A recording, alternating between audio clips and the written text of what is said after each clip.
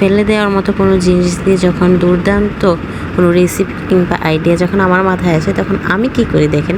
তো hi everyone, আসসালামু আলাইকুম, কেমন আছেন সবাই? তো দেখেন আমি একটা বাটিতে এটা কিনে নিলাম। এটা হচ্ছে রসমালাই নিয়ে নিয়েছি। এটা অনেক দিন আগে হচ্ছে আমাদের বাসায় মেহমান নিয়ে আসছিলো। তো অর্ধেকটা খাওয়া হয়েছিল আর অর্ধেকটা আমি ডিপ ফ্রিজে রেখে দিয়েছিলাম।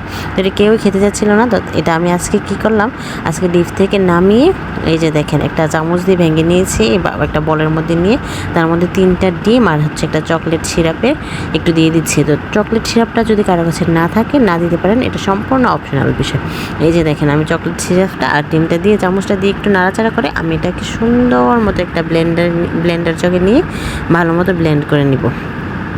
তো ব্লেন্ড করা হয়ে গেলে আমি একবারে যে পাত্রে এই পুডিংটা বসাবো, এটা হচ্ছে আমি এটার নাম কি দিব বুঝতে পারতেছি না। যাই হোক, পরে আমি দিয়েছিলাম রসমালাই পুডিং। তো এই যে দেখেন ব্লেন্ড করে আমি যেই পাত্রে পুডিংটা বসাবো তো ওই পাত্রে আমি নিয়ে নিয়েছি সরাসরি।